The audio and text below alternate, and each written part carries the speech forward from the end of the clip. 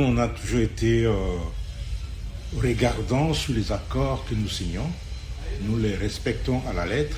Chaque fois, c'est la FCM 23 qui viole le cessez-le-feu. J'en ai parlé en maintes reprises. Et même, ils vous accusent de bombarder leur position. Mais nous ne sommes pas l'Église. Hein, c'est à l'Église où on dit comme si on vous donne une claque au jour gauche, à vous donner les jours droits. Nous, on ne peut pas éternellement assister à des attaques, à des provocations sans réagir. Nzibira aujourd'hui est sous leur contrôle. Est-ce qu'avant la signature des accords, ils étaient en Nzibira? Là où partout ils se trouvent, ils disent qu'on les a bombardés, c'est eux qui viennent nous provoquer et nous réagissons. On ne va pas les laisser faire et nous aussi nous n'allons pas nous laisser faire. Ou on veut la paix, ou on ne veut pas la paix. Alors, une des questions qui est mise sur la table, vous parlez de la déclaration de principe, c'est le retour aussi des FDLR qui sont présents sur le territoire congolais. Les FDLR ont répondu à l'appel de l'armée, des forces armées de la République démocratique du Congo. Ils veulent se rendre à la MONUSCO, mais le chemin est obstrué. Le chemin, ce sont les autres qui les empêchent de se rendre. Ce ne sont pas les FARDC. Puisqu'aujourd'hui, il faudrait aussi qu'on se pose la question. Où sont les FDLR? Les FDLR sont dans la partie occupée aujourd'hui par le Rwanda et la FCM 23. Plus particulièrement dans le territoire de Rutshuru. Et ils veulent se rendre, mais on les empêche de se rendre. Et pourquoi, selon vous, on les empêcherait de se rendre? Je ne sais pas. C'est une bonne question à poser à ceux qui les empêchent de se rendre. Moi, je pense que si on veut la paix, il faudrait que nous puissions travailler ensemble pour mettre une fois pour toutes fin à ce phénomène d'FDLR. Nous devons conjuguer les efforts ensemble. Nous faisons notre part. Nous avons sensibilisé les FDLR. Nous continuons à les sensibiliser. Et je leur demande vraiment de déposer les armes et de se rendre. Et il faudrait que les autres nous facilitent la tâche. Mais les autres, c'est des personnes avec qui vous êtes en train de négocier actuellement à Doha. Vous négociez à Doha, mais en même temps, sur le front, les combats se poursuivent. Le problème, c'est qu'eux, ils s'en foutent de toutes ces négociations-là. Ils ne veulent pas respecter ces négociations. Ils mènent des attaques, même s'il y a eu déclaration de cesser le feu. Et nous, on va pas se laisser faire. Les forces armées de la République démocratique n'ont jamais pris l'initiative d'attaque. Les attaques, c'est toujours la FCM 23 qui commence et nous réagissons. Il n'y a que ça. Une autre question qui est préoccupante, c'est qu'on a vu la présence des EDF. On a vu récemment toute une série de massacres qui sont perpétrés par les EDF, alors qu'il y a une opération conjointe entre FARDC et UPDF. Mais on a l'impression que ce n'est pas dissuasif. Moi, je me pose toujours la question, nous sommes en train d'analyser les liens qu'il y a entre les EDF et la FCM 23. Puisque nous, on a mis l'effort principal sur le sud du territoire de Béni. On a même désengagé certains endroits.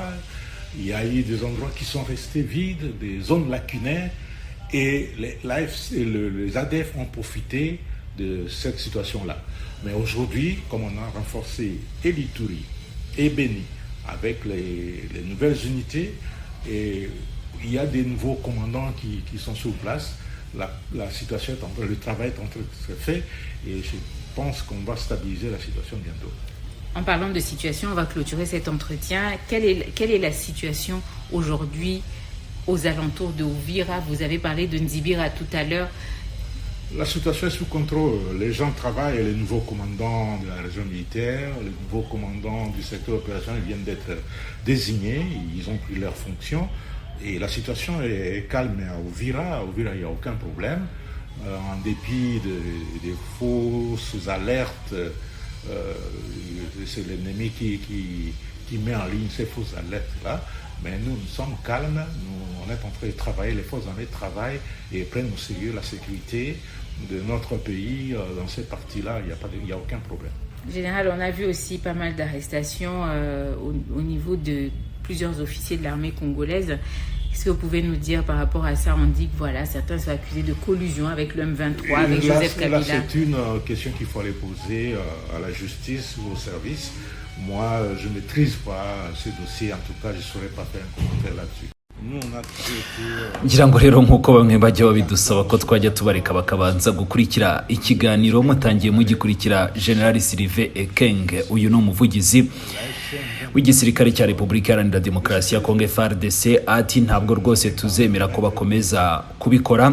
Nanjye rero ngiye gukomeza noneho ngaruka ku bijyanye n'ibyo Sylvain Ekenge yavugaga. N'ubundi ndaza kwifashisha ikiganiro watangiye ukurikira, ni umunyamakuru wabazaga Sylvain Ekenge nawe agasubiza ibijyanye n'intambara yo mu burasirazuba bwa Repubulika Iharanira Demokarasi ya Kongo, aho izi ngabo za FARDC n'umutwe wa FCM23 bakomeje gushinjanya kurenga ku masezerano yo guhagarika imirwano, nubwo vuba ahangaha hasinywe uburyo bushya bwo kugenzura ishyirwa mu bikorwa ry'amasezerano. Ni mu kiganiro rero bagiranye n'umunyamakuru wa DW.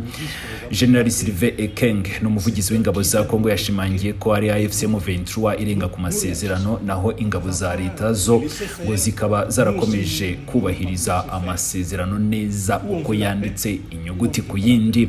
Ndabikora nk'uko atangiye ukurikira ikiganiro, turajya twumva ikibazo cy'umunyamakuru wa DW n'igisubizo General Sylvain Ekenge yatanze nk'uko dusanzwe tubigenza.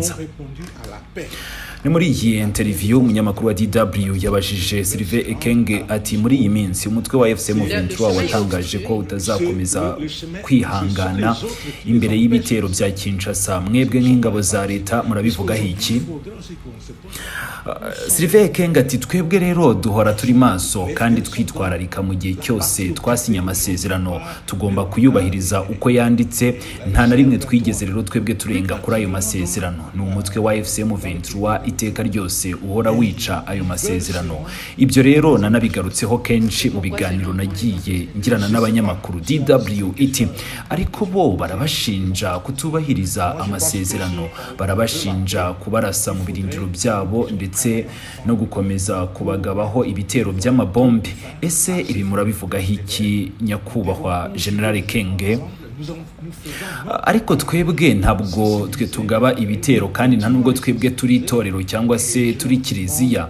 Ni mu nsengero niho bavuga ngo niba umuntu agukubise urushyi ku itama ry'ibumoso, nawe uhindukire maze umwereke n'itama ry'iburyo naho ahakubita urundi rushyi. Twebwe rero rwose ntabwo tugendera kuri izo ndangagaciro za Bibiliya.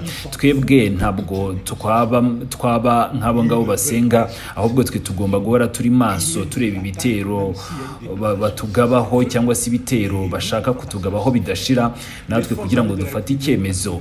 Iyo rero batugabyeho ibitero tuba tugomba kwihagararaho, twebwe tugomba kubisubiza. Ntabwo tuzemera ko bakomeza kutwigaruriza uko bashaka, ariko nanone ntituzemera ko natwe dukomeza kuba insina ngufi bagomba gukorera ibyo bashaka byose. Aho bigeze ni uguhitamo, turashaka amahoro cyangwa se ntabwo dushaka amahoro. Icyo bazahitamo natwe tugomba kugikurikiza.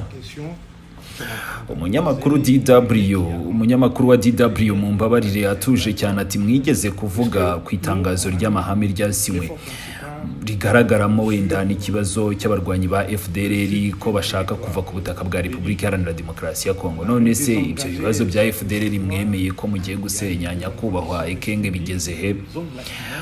Atabarwanyi ba FDLR rwose bamaze kwitaba ubutumwa bw'ingabo za Repubulika Iharanira Demokarasi ya Kongo, bemeye rwose ko bagomba kwishyikiriza inzego z'umutekano. Twaraganiriye rwose, baduhaye icyizere cyose. Umunyamakuru wa DW arongera ati ariko bavuga ko bashaka kwishyikiriza MONUSCO, ariko baba bari mu nzira bagahura n'ibibazo bagabwaho n'ingabo z'u Rwanda cyangwa se bagahura n'akaga. Ibyo murabivugaho iki afandi? Murakoze cyane. N'abandi bababuza nyine kwishyikiriza MONUSCO na FARDC. Uyu munsi dukeneye kwibaza aho FDLR iri koko. Bari mu bice ubu ngubu bifitwe n'igihugu cy'u Rwanda hamwe n'umutwe wabo wa FCM23 cyane cyane mu karere ka Rucuru. Barashaka nyine kwishyikiriza ibiro bya MONUSCO na FARDC, ariko barimo baritambikwa na RDF udasize n'umutwe wabo bafite ku butaka bwacu wa FCM23.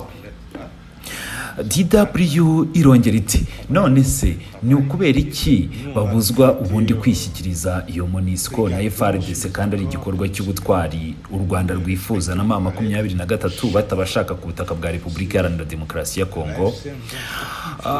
Simbizi neza, icyo ni ikibazo mwagakwiriye kuba mubaza ingabo z'u Rwanda na M23 cyangwa se abo bababuza, ariko nge nemera ko niba dushaka amahoro koko tugomba gufatanya nk'ababanye. Kongo ndetse na FDLR na M23 twese twagagombye kwihuriza hamwe nk'abantu turi kumwe mu ntambara kugira ngo dushyire akadomo kuri iki kibazo cya FDLR mu buryo bwa burundu. Tugomba guhuriza hamwe imbaraga. Twebwe rero turimo gukora uruhare rwacu, dukomeje kubahiriza ndetse no gushyira mu bikorwa ibijyanye n'amasezerano. Dukomeje gushishikariza umutwe wa FDLR gushyira intwaro hasi no kwishyikiriza ubuyobozi bwa MONUSCO na FARDC, n'abandi nabo bagakwiriye ubundi kuba bakora ibijyanye n'ibyo dukora cyangwa se bagakwiriye kuba bari mu mujyo w'urwo rugendo, ariko bakomeje kwitambika.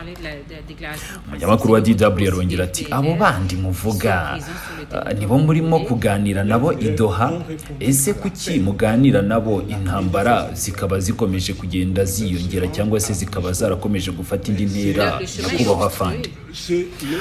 Ikibazo nyamukuru nuko bo ntacyo bibatwaye, ntabwo bita ku biganiro, ntabwo bubahiriza ibyo bumvikanyeho. Nubwo rero wenda hashyizweho itangazo rihagarika imirwano, bo baracyakora ibitero. Twebwe rero ntabwo tuzemera rwose ko ibyo bakora bikomeza. Ingabo za Repubulika Iharanira Demokarasi ya Kongo ntizizigera zihanganira igitero na kimwe. Ni AFC M23 ihora itangiza ibitero. Twebwe rero icyo dukora ni ugusubiza, cyangwa se twebwe icyo dukora ni ukwirwanaho cyangwa se kwivuna. Iyo rero baduteye natwe tugomba gusubiza byanze bikunze. Umunyamakuru wa DW arongera ati hari ikindi kibazo gikomeje gutera impungenge. Umutwe wa ADF urakica abaturage nubwo hari ibikorwa byo gufatanya hagati ya FARDC na UPDF. None se kuki ibyo bikorwa bitagira umusaruro nyakubahwa Fandi? General Kenga ati ubu turimo gusuzuma imikoranire iri hafi ya ADF na FCM23 kuko hari ibimenyetso byinshi byerekana ko baha bafitanye imikoranire runaka. Twashyize imbaraga nyinshi cyane mu majyepfo y'akarere ka Beni aho twari twarashyize icyicaro gikuru cy'ibikorwa byacu, ariko amakuru menshi dufite y'ubutasi aremeza ko uyu mutwe w'iterabwoba wa ADF kuri mu mikoranire na FCM23 n'u Rwanda, ariko hari uduce twasigaye dufite abasirikare biganje, bigatuma rero haboneka icyuho navuga ko rwose kidatanga umusaruro ku bijyanye no gusenya ADF. Ubu twongeye gukomeza imbaraga muri Beni ndetse no mu bice bitandukanye. Turashaka rwose kuhohereza abakomanda bashya b'ingabo kandi benshi, kandi ibikorwa birimo kugenda neza. Ndemeza ko vuba aha ngaha umutekano uzongera gusubira mu buryo. Umunyamakuru wa DW arongera ati none se muri iki gihe ibintu byifashe bite mu gace ka Uvira? Noneho muri Uvira ibintu biri mu buryo, abaturage barakora, ubuzima burakomeje nk'uko bisanzwe. Abakomanda bashya b'akarere k'ingabo nabo ku rwego rwa operasiyo bashyizweho kandi batangiye imirimo yabo, n'amahoro nta kibazo gihari. Ibyo rero ni ibihuha biba bikomeje kugenda bikwirakwizwa n'abanzi bacu bo muri FCM23 n'u Rwanda bashaka kwiba cyangwa se gukomeza kuhabiba ubwoba muri rubanda. Ariko twebwe turi maso, turimo turakora. Ingabo za FARDC zifite inshingano zo kurinda igihugu kandi zifite umutekano wacyo nk'igihugu gikomeye.